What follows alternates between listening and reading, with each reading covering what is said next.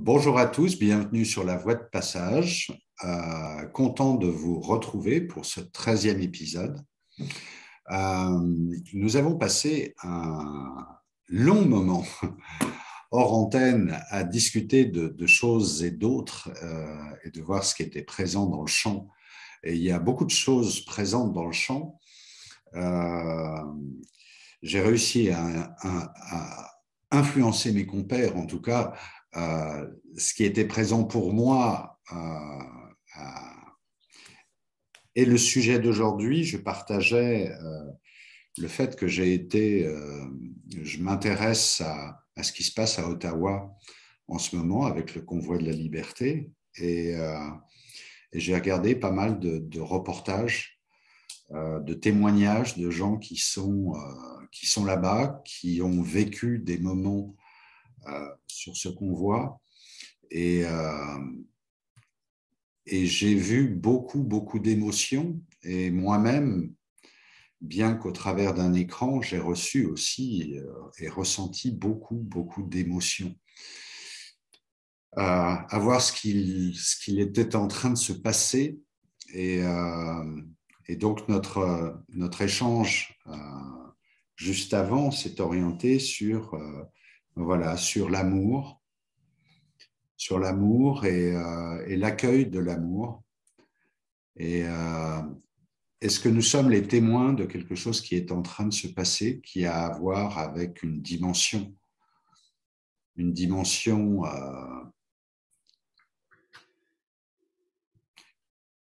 sacrée de l'être humain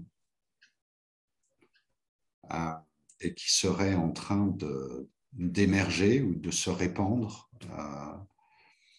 et ça éveille en moi, en tout cas, mon côté idéaliste sur le fait que, voilà, je serais tellement heureux d'une contagion de cet ordre-là. Et, euh, et donc, voilà, notre invitation réciproque pour chacun, c'est de voir qu'est-ce qu'on va partager avec vous sur ce sujet de l'amour, de cet accueil de l'amour, de, je ne sais pas, peut-être comment peut-on être plus disposé, plus ouvert, plus accueillant, euh, plus prêt au partage de cet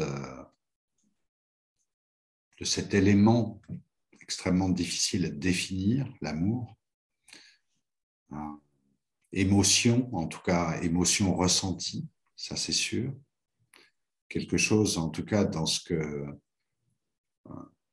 dont j'ai été le témoin en écoutant ces gens témoigner, c'était vraiment quelque chose qui s'ouvrait, quelque chose qui s'assouplissait quelque part, près du cœur, je pense.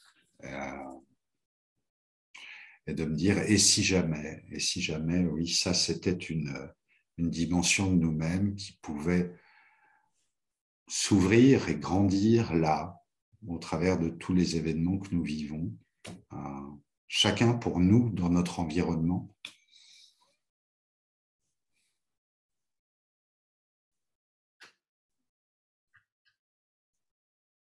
Oui, bon, ce qui me vient là, l'image que j'ai eue quand tu disais comment ça peut se répandre.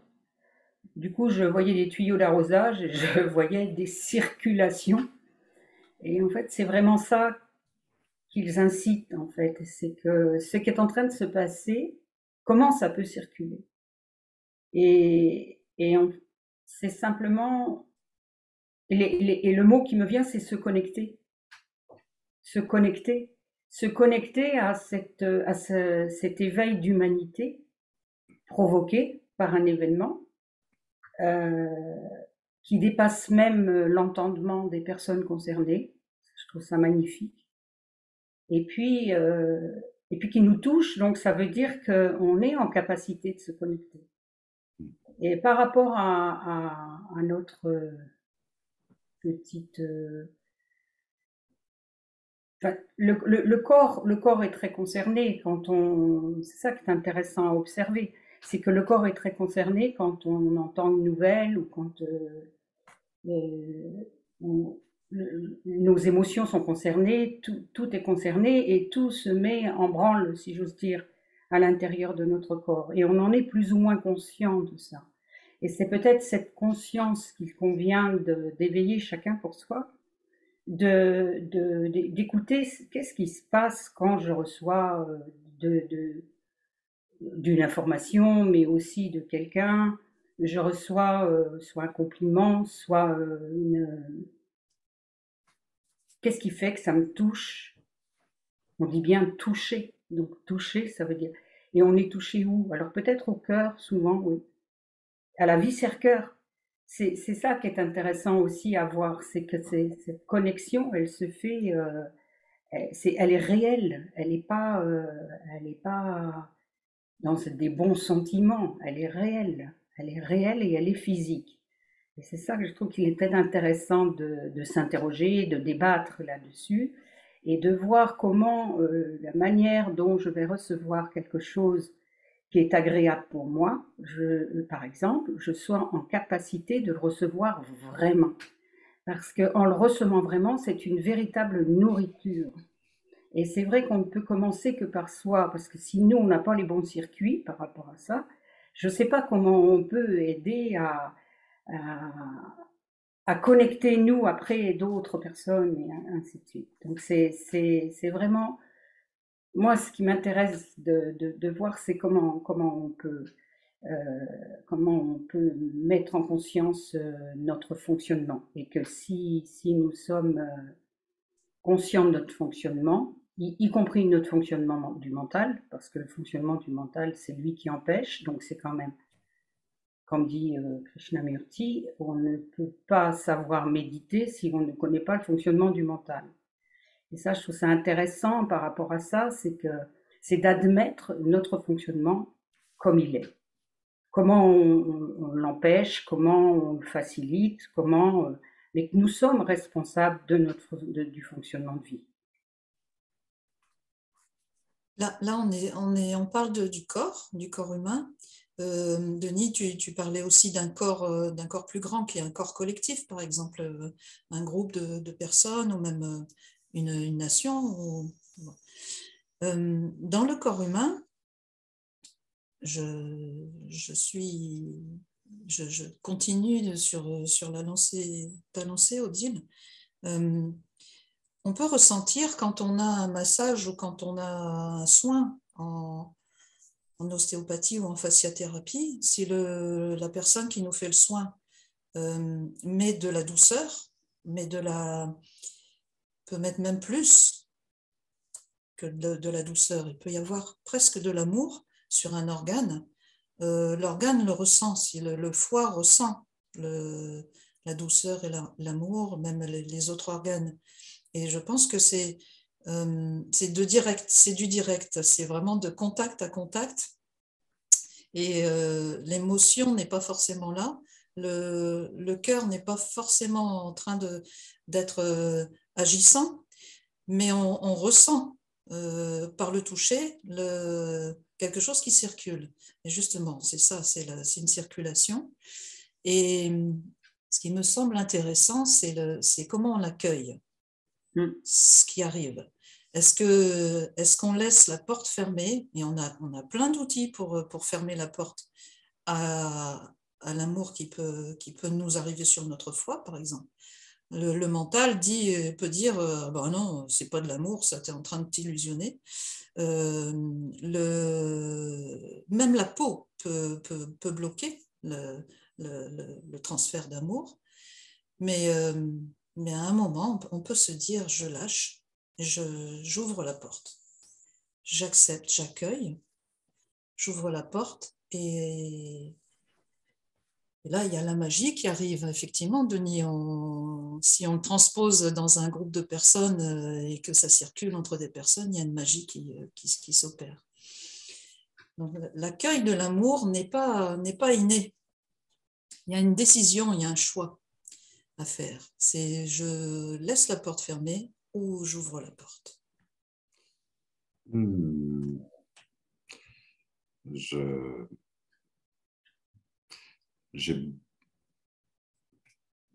J'ai une croyance vraiment différente de ça.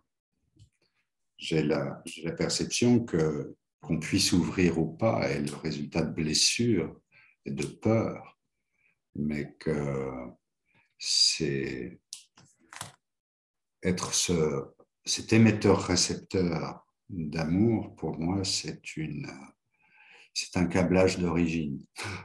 C'est inné, c'est même une partie intrinsèque pour moi de la définition même d'humanité.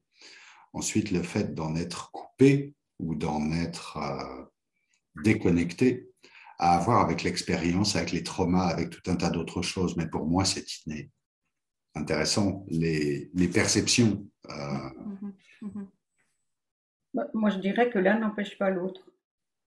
Enfin, je vais aller si jusqu'au bout c'est de dire inné, ça. L'un n'empêche pas l'autre parce que c'est en effet en acceptant l'état des lieux pour chacun de nous, aidé sans doute par des miroirs bienveillants, mais de notre dysfonctionnement et de notre fonctionnement, mais ça n'empêche quand même cette histoire de porte ouverte et porte fermée, il y a toujours quand même cette notion de choix.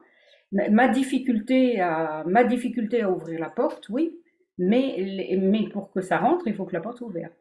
C'est-à-dire qu'il y a quand même une notion de responsabilité, si petite soit-elle, de simplement, malgré la résistance, dire oui, mais là, ça peut me faire du bien. Donc voilà.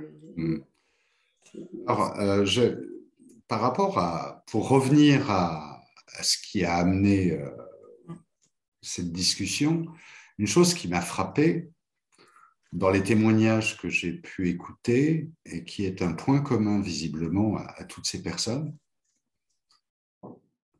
c'est les larmes. C'est les larmes et tout le monde pleure. Et ce que je me dis, et je l'ai entendu aussi, personne ne s'attendait à ça. Des gens qui sont venus faire ce qu'ils sont venus faire avec ce convoi, personne n'était préparé ou ne s'attendait à ce qui se passait, à se retrouver en larmes. Qu'est-ce qui s'est passé? Moi, c'est ça je dirais, qui m'excite le pistil, c'est vraiment le côté, tout d'un coup, la magie qui opère, et pour moi, la magie d'une partie humaine qui se révèle à elle-même d'un point de vue individuel ou collectif, mais quelque chose qui s'active. L'activation, oui, une sorte d'activation d'un pouvoir intrinsèque à l'humain et qui jusque-là peut-être n'était pas activé. Ou en tout cas d'une manière comme, ben voilà, moi j'aime bien les nouilles et la tomate, donc voilà, il y a toute une multitude de déclinaisons de l'amour, mais cette activation-là, tout d'un coup, de personnes qui sont acteurs au collectif et spectateurs d'un truc qui est en train de se passer à leur insu. Voilà, c'est ça que je suis en train de... Oui. Ouais, pour moi, il y a deux. Du coup, là, en vous écoutant, je vois deux choses. Il y a l'accès à l'accueil de l'amour, là, comme ce que tu décris, Denis. Pour moi, c'est davantage. Effectivement, ça réveille l'amour et de manière collective, sûrement. Mais c'est pour moi aussi le fruit d'une émotion qui est exacerbée. Et donc, c'est un peu comme un électrochoc, là où, quand effectivement, tu te retrouves dans une foule et que tout le monde vibre pour la même raison, pour la même cause, avec la même, la même fougue, le même espoir ou que sais-je, ça fait comme un appel d'air, une bouffée d'air, et pour moi, c'est comme un électrochoc d'amour. Donc là, tu es obligatoirement réveillé. Donc après, ce qui va être intéressant, c'est de voir qu'est-ce que tous ces gens individuellement vont en faire une fois qu'ils seront rentrés chez eux et que voilà, la vie va reprendre son cours. Parce que c'est là où ça va être intéressant aussi de voir comment ça se déploie ou pas, à la façon du, du truc dont on parlait, là, du blog, ou je sais pas quoi, Blob. du blob, voilà. Pourquoi pas, il faut dire qu'il y a une contagion d'amour. Et puis après, il y a ce que tu disais, ce que vous disiez peut-être davantage, Odile, et à propos du corps, et Catherine, oui, bien sûr, du corps, et parce que je cherche mon idée de cet accès peut-être plus individuel à l'amour, en fait, qui effectivement est inné, c'est-à-dire qu'il y a des choses qui nous dépassent, et après, il y a effectivement les conditionnements et puis notre vécu qui fait que on a plus ou moins accès à notre propre champ d'amour intérieur, et donc là, effectivement, c'est peut-être les vécus, les traumas et tout ça, et le mental, qui fait que la porte elle est ouverte ou fermée. Mais pour moi, il y a un peu deux chemins, quoi. Il y a le chemin, effectivement, du parcours individuel, et où là, il y a sûrement une notion d'intention à un moment donné d'accueillir l'amour ou de vivre quelque chose qui fait qu'on prend conscience que soit on ne l'accueille pas, soit on ne sait pas l'accueillir, soit on a intérêt à l'accueillir davantage, soit on a envie de l'accueillir davantage. Il y a une partie comme l'iceberg qu'on ne voit pas qui, effectivement, à mon avis, nous échappe. Donc, on en reçoit quand même, qu'on le veuille ou non. Enfin, que la porte soit ouverte ou fermée, il y a quand même des choses qui nous parviennent. Après, c'est peut-être juste le travail entre le cœur et le mental qui correspond à ce que vous disiez. C'est-à-dire que le corps, les cellules, elles reçoivent de l'amour, qu'elles le veuillent ou pas, qu'ils le veuillent ou pas. Et par contre, effectivement, dans la conscience qu'on en a, c'est sûrement plus le travail entre le cœur et le mental et sur lequel on s'appuie. Est-ce qu'on m'appuie sur les croyances du mental ou est-ce que je vais expérimenter effectivement l'appui du cœur, sachant que cet appui-là, on ne nous y entraîne pas trop. Enfin, c'est quand même, c'est vrai que nos sociétés, j'ai l'impression que les sociétés, par exemple, autochtones, des tribus, sont beaucoup plus intelligentes à cet endroit-là, ont des savoirs que nous, on n'a plus ou pas. Et ça me fait penser à eux là d'un seul coup. Et j'ai l'impression, pour moi, que c'est là que ça se joue pour ce qui est de l'individu, en tout cas dans nos sociétés, quoi. Pour accueillir l'amour. C'est de savoir... La nécessité de l'exercice. Et du coup, une forme d'exercice, et que parfois, ça passe par des épreuves, du coup, ou alors après, si on a de la chance d'être, je ne sais pas, averti, éveillé, je ne sais pas quel mot il faut dire, on peut y aller tout seul, quoi. Et que ça devient préventif, du coup, ça évite de se prendre un mur. Mais tout ça pour dire que l'accueil de l'amour, en tout cas pour moi, c'est à la fois évident, mais ça ne va pas de soi. Ça ne va pas de soi sans un espèce d'exercice, d'entraînement, de conscience quand c'est individuel. Et par contre, il y a des moments très puissants où effectivement, là, dans une foule, dans un mouvement comme ce que tu disais, là, effectivement, tu le connectes parce que tu n'as pas le choix, quoi. C'est un truc, c'est comme si toutes tes résistances, elles sautent. Et effectivement, là, tu es en lien direct avec sûrement une forme d'amour assez pure et puissante. Certainement une forme qu'on doit pouvoir retrouver à l'intérieur de nous tout seul, mais c'est là où il faut retrouver le chemin individuellement. Et ce n'est pas forcément facile, quoi. Et comme tu disais tout à l'heure, quand on vit cet événement, par exemple, de manière qui nous embarque comme une vague d'humanité en plus, c'est extraordinaire. Moi, ça me fait penser à la solidarité que ça peut donner tout d'un coup quand on se retrouve empêché de... J'ai un souvenir énorme quand il n'y avait plus d'essence et qu'il fallait quand même se rendre au travail, et la solidarité qu'il y a eu, les gens sur la route prenaient les gens enfin, faisaient l'autostop de manière presque naturelle, ou même les voitures venaient presque nous chercher sur le bord de la route. Et cette solidarité, elle a disparu dès lors où l'essence est revenue.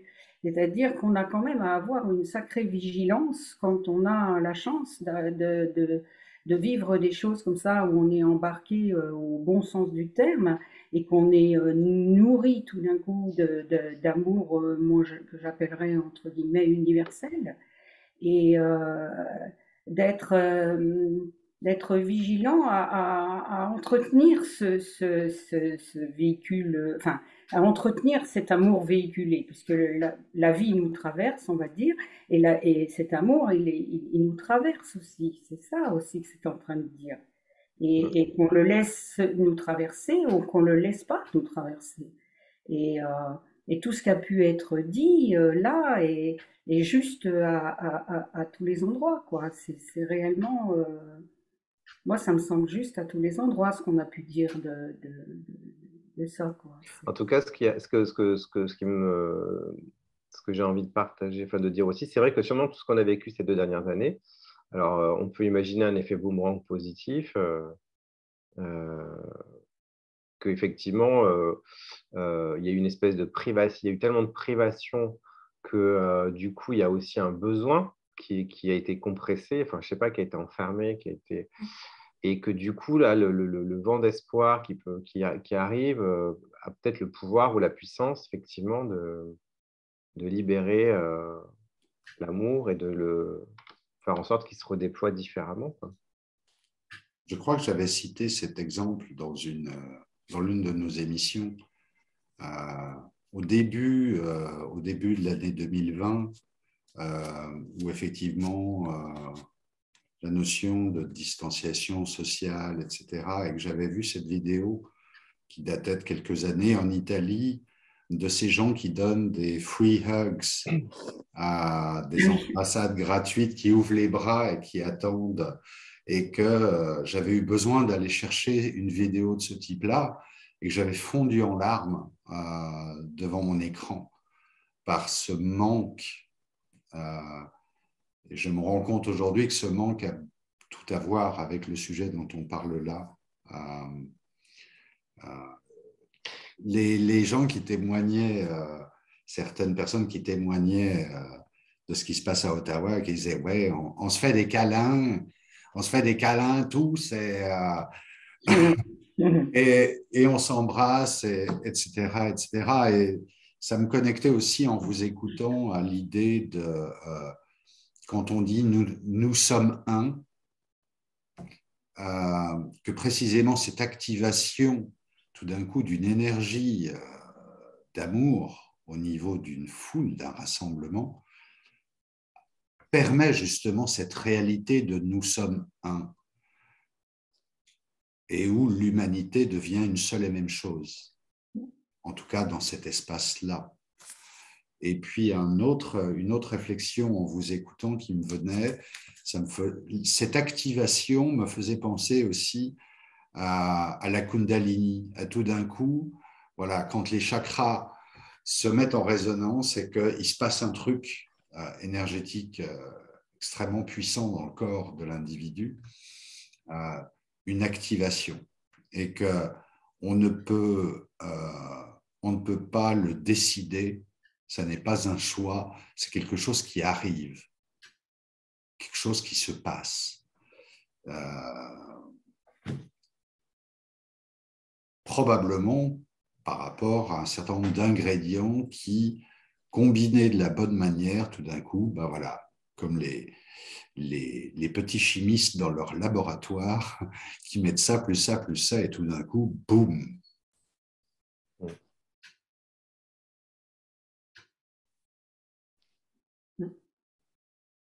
Et après, ça peut se cultiver au quotidien quand même. C'est comme une terre aussi. Oui. Des fois, il y a la version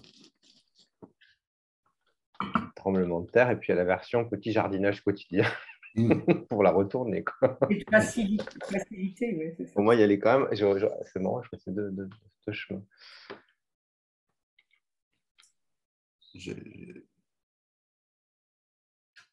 Pardon, tu complétais, Sébastien, tu étais... Ah non, ça y est, ça me revenait à ça.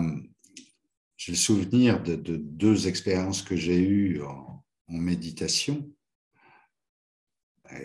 C'est quelque chose de rare, là aussi, en 30 ans de méditation, 2 fois, mais de moments absolument incroyables où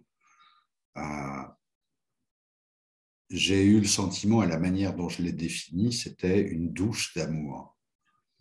Ressenti, et là aussi les larmes qui coulaient, et sans savoir quoi, pourquoi, comment.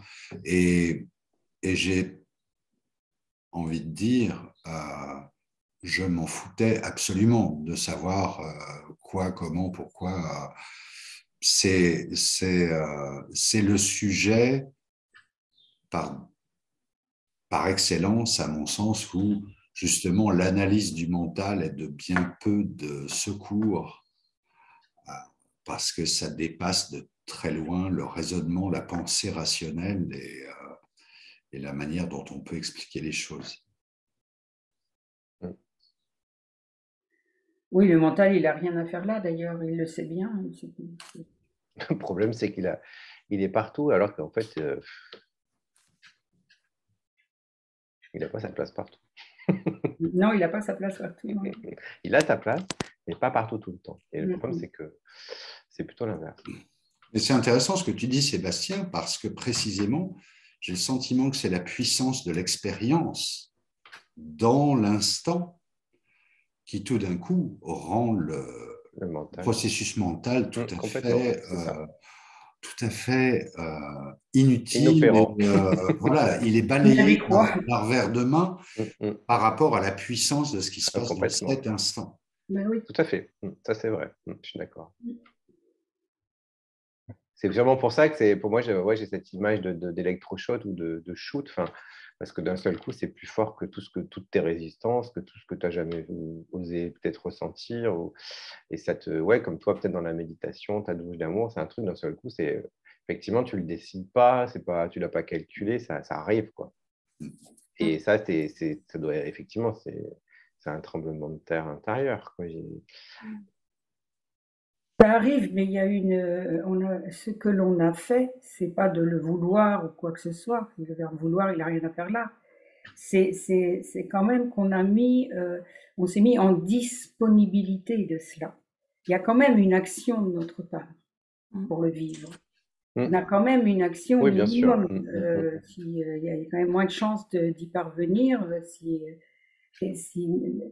par exemple, la posture de l'alignement, d'être dans l'alignement, ça facilite quand même beaucoup de choses pour la circulation, notre circulation de vie qui nous traverse.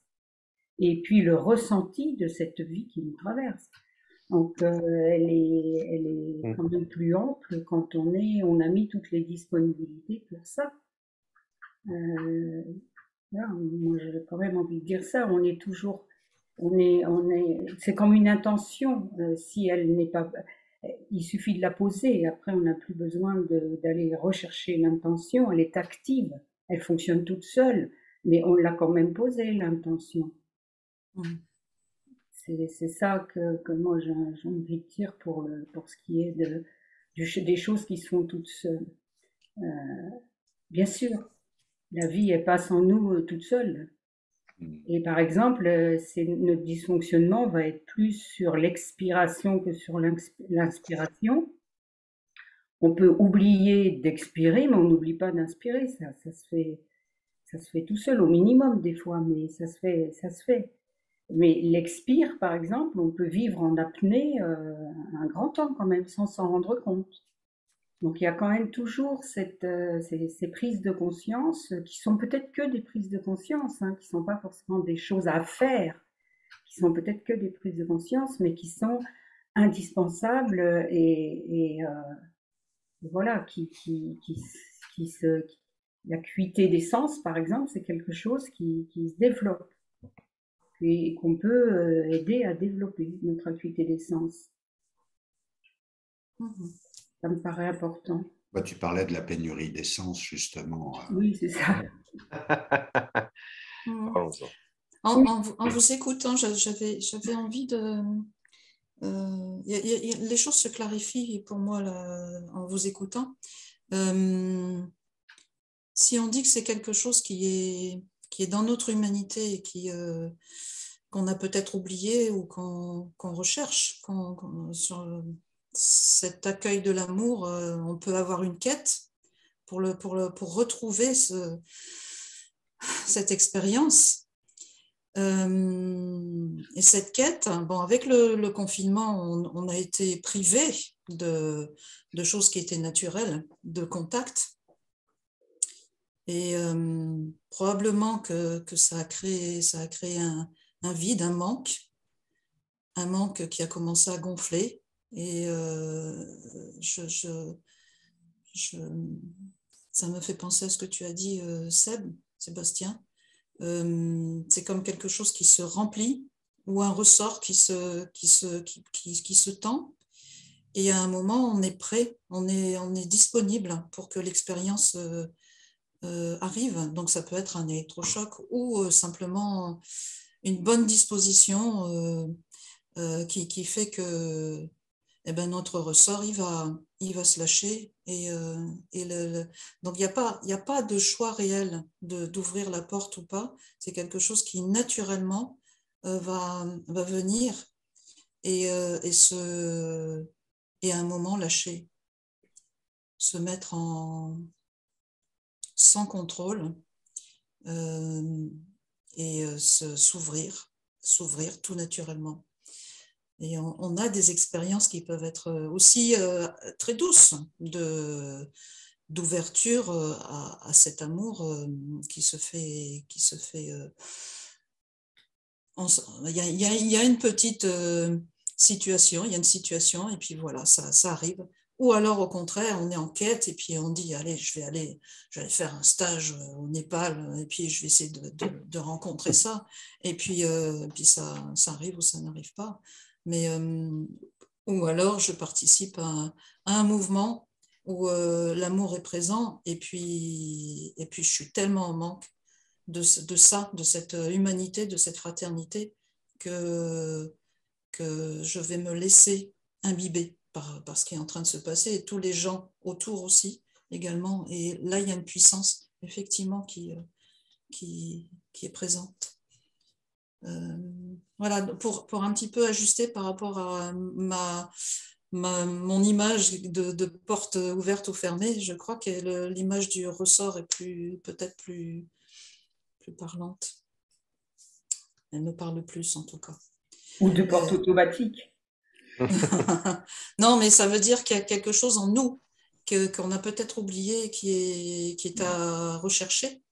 Ce besoin d'amour, en fait, qui est là, qui est propre à l'homme et à l'homme humain et qui est à rechercher au fond des valises, au fond de nos cellules. Ce qui est intéressant avec la notion de recherche, c'est comment peut-on rechercher quelque chose qu'on ne connaîtrait pas. Donc, à mon sens, une partie de nous, peut-être au tréfonds de nos cellules ou même de nos atomes, sait très bien ce que c'est, ce dont on parle. L'amour comme, et en tout cas ça c'est ma vision des choses, l'amour est le composant fondamental de l'univers. Mais être en recherche de ça, ça veut dire qu'il y a soit une mémoire de ce que c'est. Sans cela, comment pourrait-on souhaiter rechercher quelque chose dont on ne sait même pas que ça existe? Donc, il y a une mémoire attachée à ça ou une préscience de ce que c'est. Mais j'aurais tendance à dire, on sait très bien ce que c'est. Et c'est ancré génétiquement au tréfonds de notre être, à mon sens. Et encore une petite chose, quand au tout début, Odile, tu parlais de connexion, ça me faisait vraiment penser à un Internet du cœur qui n'a pas besoin de technologie, à une sorte d'Internet, d'interconnexion de toutes choses au travers de ce courant d'une puissance colossale qu'est l'amour et qui peut relier toutes les parties de l'être que nous sommes en tant qu'humanité. D'ailleurs, il y a des gens qui font des recherches là-dessus, ça c'est intéressant, pour ceux qui vont creuser. sur Oui, moi, il y a un livre que j'ai lu il n'y a pas très longtemps, enfin, il y en a même deux que j'ai adoré sur ça, enfin sur ça, en tout cas sur le pouvoir du cœur.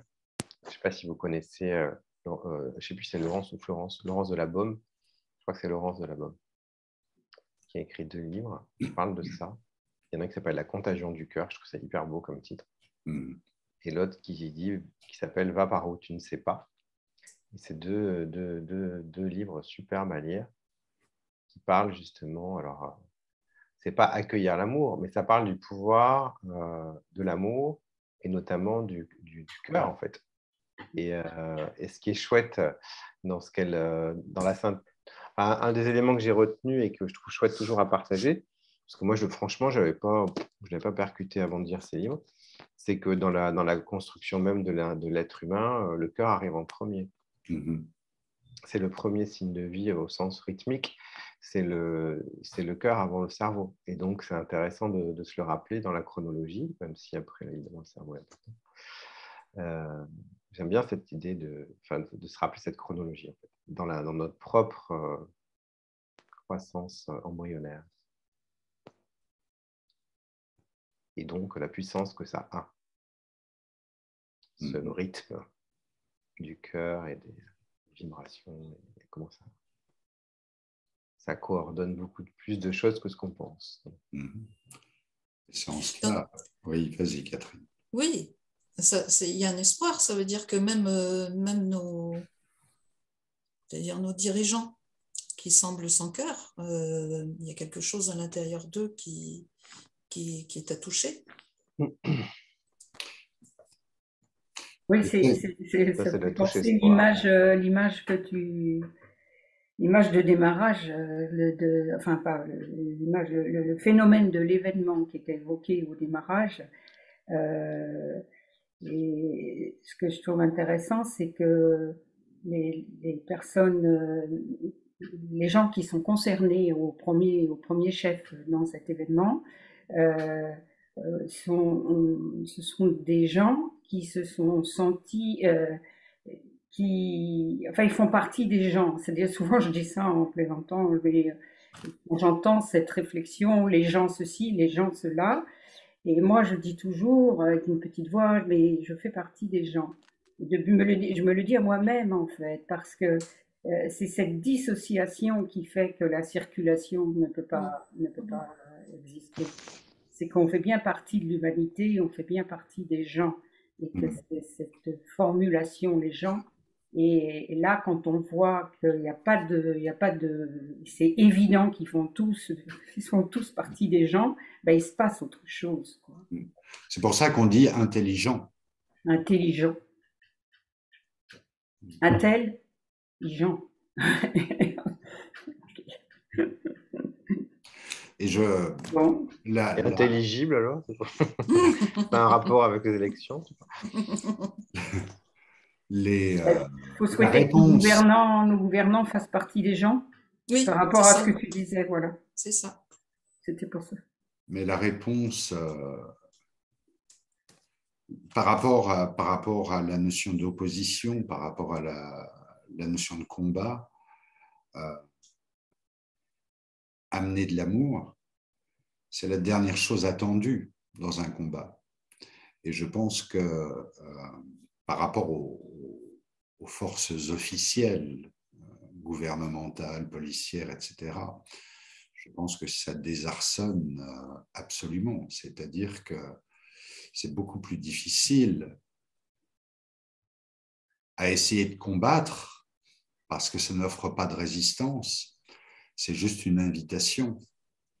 Et je dirais, j'ai vu des images aujourd'hui, voilà, des CRS français, de la police française, avec leurs carapaces, leurs matraques, etc. Et de dire, voilà, oui, c'est sûr que on peut y aller, qu'ils essayent, on est prêt. Mais oui, mais là, en l'occurrence, ce qu'on est en train d'évoquer aujourd'hui, c'est Stein. Et je voudrais bien te faire un câlin. Donc bon, je pense que c'est beaucoup plus difficile à gérer pour des CRS l'idée d'un câlin que d'un coup.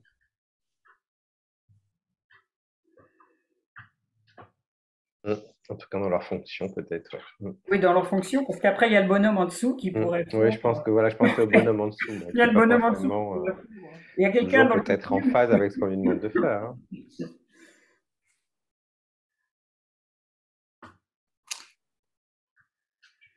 Eh bien, écoutez, j'espère que l'échange d'aujourd'hui vous aura intéressé. Sur la voie du cœur. Et peut-être vous donnera envie d'aller trouver des témoignages de ces gens qui vivent quelque chose d'exceptionnel pour eux dans ces rassemblements d'Ottawa. Et pour certains qui disaient jamais de ma vie je n'avais vécu quelque chose comme ça. Je vous encourage à être curieux et à aller trouver des choses de cet ordre-là et puis peut-être mettre ça en résonance avec ce dont on a parlé aujourd'hui.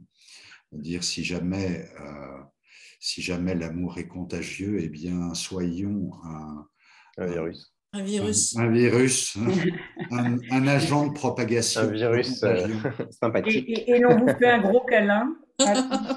Et puis, n'hésitez pas à partager vos propres ressentis sur l'accueil de l'amour aussi.